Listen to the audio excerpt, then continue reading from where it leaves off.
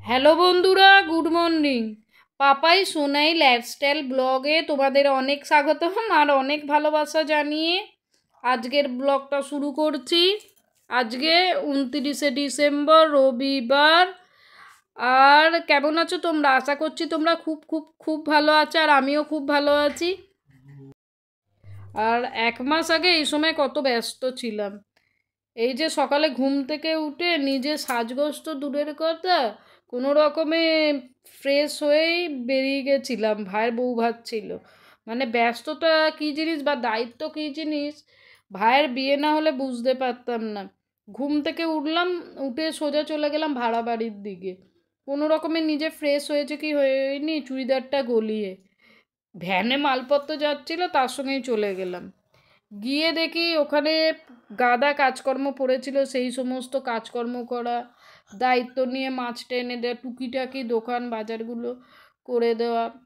মানে দায়িত্ব নেওয়ার মধ্যেও যে একটা আনন্দ আছে, সেইটা একজন মানে বড় সেই বোঝে। এই ভাইয়ের বিয়েটা নিয়ে বন্ধুরা খুব টেনশানে ছিলাম। কি বলো তো, ভাই তো আমার থেকে ছোট, আর মাথার ওপরে আমার দাদা নেই। ওই জন্য দিদির কাজ দাদার কাজ দুটো কাজই একার হাতেই যাকে বলে করতে হয়েছে দায়িত্ব নিয়ে। আর সেকেন্ড কেউ নেই। একটা ফ্যামিলিতে দেখতে গেলে অনেক লোক থাকে, মাথা গুনতি করতে করতে সেই গুনতি আর পূরণ হয় না। কিন্তু মাথা হয়ে বা দায়িত্ব নিয়ে কাউকে কাজ করতে বলো, তখন যে যা সে তার। আমরাও সীমাবদ্ধ থাকি সম্পূর্ণ আমাদের নিজের ফ্যামিলিটুকু নিয়ে, স্বামী স্ত্রী দুটো বাচ্চা এরকম নিয়ে সীমাবদ্ধ থাকি। মাসি পিসি মামা কাকি জেঠি অনেক ফ্যামিলি থাকে। বললাম না, মাথা গুনতিতে শেষ করা যায় না। কিন্তু যখন প্রশ্নটা পাশে দাঁড়ানো, তখন আর কাউকে পাওয়া যাবে না। তখন শুধু নিজেরটুকু ছাড়া কেউ এগিয়ে আসে না দায়িত্ব করার জন্য। অনেক ফ্যামিলি ব্যতীত, আমি কিন্তু সমস্ত ফ্যামিলিকে কথাটা বলছি না, কিন্তু আমাদের এখনকার যা বর্তমান সমাজে এইটাই হয়ে আসছে। আগে ছিল মানে আগেকার যে সমস্ত ছিল খুব, তাদের মধ্যে বলা যায় এক কথা একতা। মানে একজন কারুর যদি নিজেদের কারুর হতো, সবাই মিলে ঝাঁপিয়ে পড়ে সেই কাজটা উদ্ধার করতো। কিন্তু এখন তো না, এখন যে যা সে তার। আর এখন হাতে গুনতি লোকই বা কজন আছে বলো না।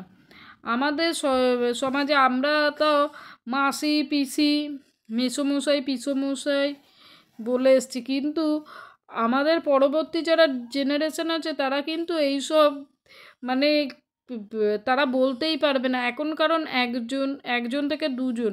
সুতরাং আমাদের ভেতরে এই জিনিসটা একতা থাকার ব্যাপারটা কোথা দিয়ে যেন লুপ্ত হয়ে গেছে। চলো বাদ দাও।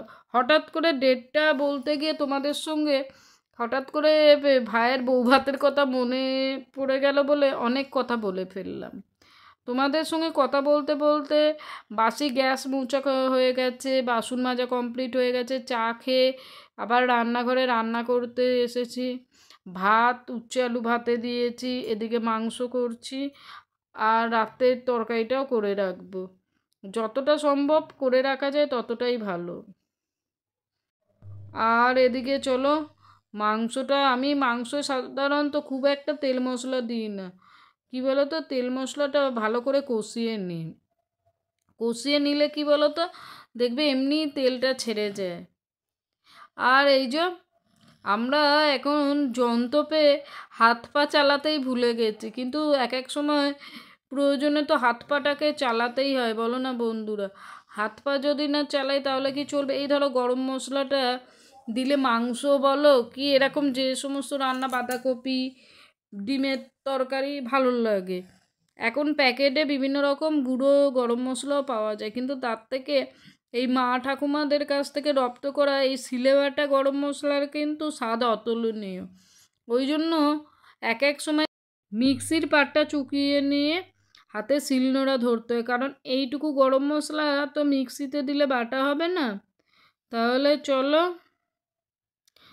গরম মশলাটা বেটে নিই, বেটে একদম তরকারিতে দিয়ে দেবো। আর এদিকে চা আমার আর শান্তি আছে বলো না বন্ধুরা, চা চা করে মাথা খারাপ হয়ে যায়। আর এই যে স্কুলটাও খুলে যাবে সামনের হপ্তাহ থেকে, তারপর আবার আরও খাটুনি, এক কথায় যাকে বলে, ছেলেকে ওর বাবা দিয়ে আসবে, নিয়ে আসা, তাকে স্নান করানো, মানে সংসারের কিন্তু খাটুনি। লোকে বলেন না ছেলে বড় হোক কমে যাবে, যখন ধরো আমি সদ্য মা হয়েছিলাম, সে বাচ্চার পেছনে, একটা সদ্যজাত শিশুর পেছনে যে কত খাটুনি আমরা তো তা জানি। ও সবাই বলতো ছেলেটা একটু বড় হোক দেখবি এত খাটুনি হবে না, তারপর আরেকটু বড় হলো। বড় ছেলের কথাই বলছি, কারণ ও তো আমার প্রথম সন্তান।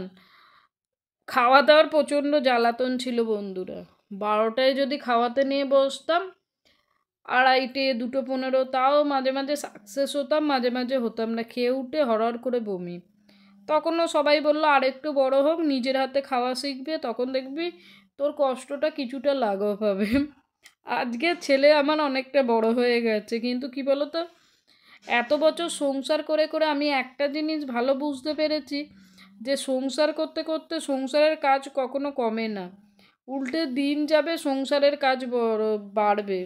কারণ কি বলতো, আজ একদিন ছিল আমার ছেলে ছোট ছিল, এখন বড় হয়েছে, এখন মানে খাবারটাও বেড়েছে, মানে আসল কথা দুটো। এবার 2 দিন পর ধরো ছেলেরা আরও বড় হবে, তাদের সংসার হবে, তখন সংসারটা আরও বড় হবে। সুতরাং সংসারের কাজ কিন্তু কোনো দিন কমে না, সংসারের কাজ দেখবে ধীরে ধীরে বেড়ে যায়।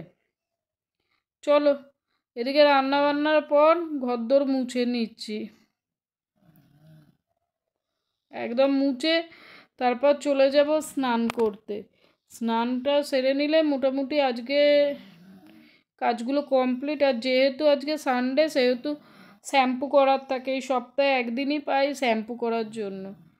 মাঝে আর একদিন করলে করা যায়, কিন্তু ওই ইচ্ছে করে না। আর সন্ধেবেলা ছেলেদের টিফিনের জন্য কেক আনিয়েছি, আর আমার এত ভালো লাগে ছোট ছেলেটাকে, ওকে কিন্তু ছোট থেকে হাতে ধরে শেখানো হয়নি এই যে শেয়ারিং ব্যাপার। ঘুম থেকে উঠে সোজা চলে এসেছি রান্নাঘরে, চা করব। আর এদিকে দেখো বাসনপত্র ক্লিন করা আছে, সেগুলো তাকে তুলবো। তাহলে সাথে থাকো।